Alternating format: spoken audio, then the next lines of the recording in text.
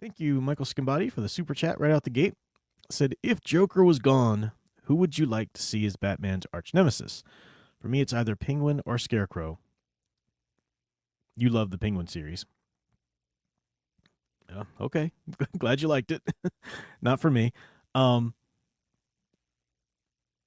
those are two good picks. And we'll see, Batman, he's got such a great rogues gallery for the most part, because Batman's rogues gallery really does, each individual rogue really does reflect him in some way and like mirror him, the path he could have taken. And Scarecrow, of course, uses fear like Batman uses fear, but not in the same way Batman uses fear. The Penguin has a similar childhood, but a dark reflection of it. The child of wealthy parents and whatnot, but the Cobblepots are obviously not anything like the Waynes were. I like Harvey Dent, Two Face.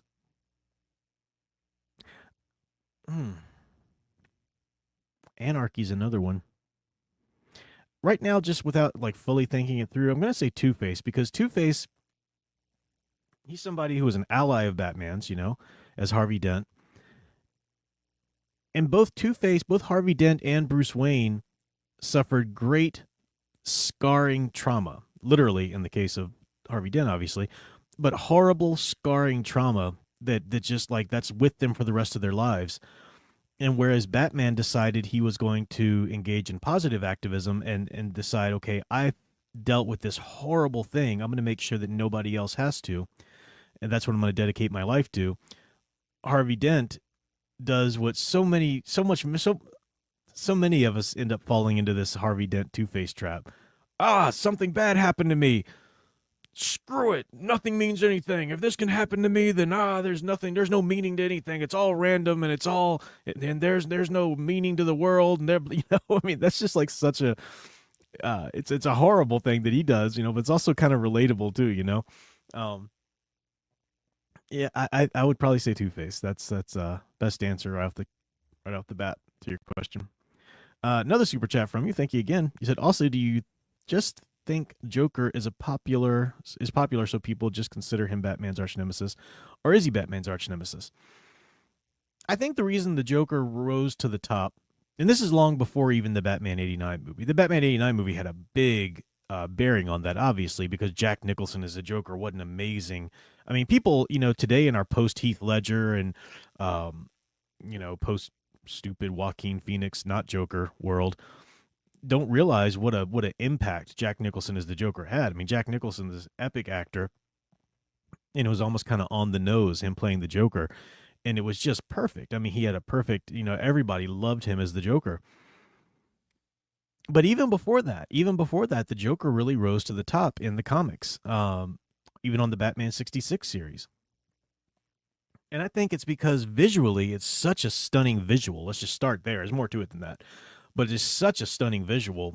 The If you match Batman and the Joker, Batman visually, the distortion of Batman's features is the cowl, the ears, the cover, the mask that covers the top part of his head, and the cowl.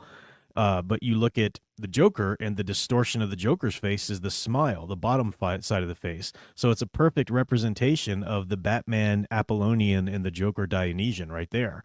Order versus chaos. It's in the physical design of them right there.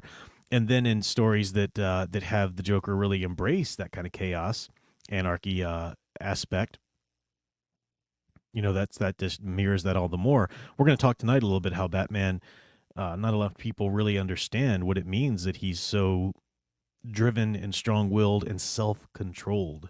We'll talk about that. See, I think there's a case to be made that he is sort of a natural arch nemesis, but he's certainly not the only one, and you never should be, focused on above the others, because there's some great villains out there for him. Tom Spiegel, thank you so much. Said, I do like how Batman's enemies reflect different facets of his character. Like Spider-Man's. Yeah, I guess so. Spider-Man's another character that has some really great. I mean, as much as I love Superman, I'm the Superman. He's my guy.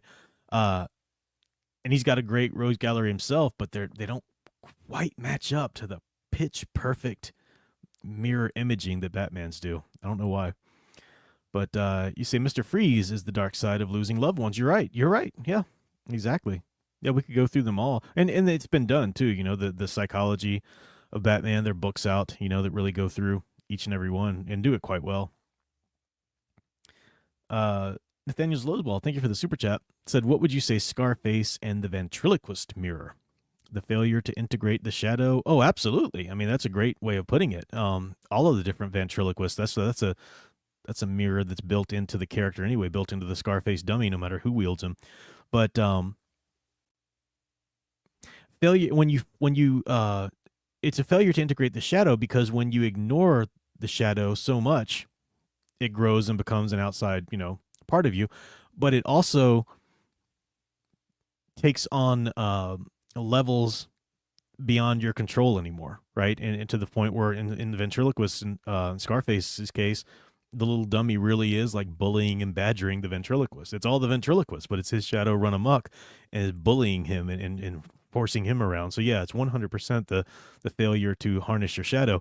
And that's such an important lesson for Batman, because people today who just want the darker, darker, darker Batman, and people who, like, I have conversations with these idiots all the time, like, Batman should be insane. He's crazy. He's driven. He's so psycho. You don't know the character at all if that's what you think. That is not Batman at all. Never has been. That's your Punisher wet dream of what you think Batman should be. That's never the character. It's not him at all. And that would be him with a shadow out of control. Not true. He's not only comfortable when he's got the cowl on. We'll talk about that at all, you know, more. Again, people just don't understand the character anymore these days.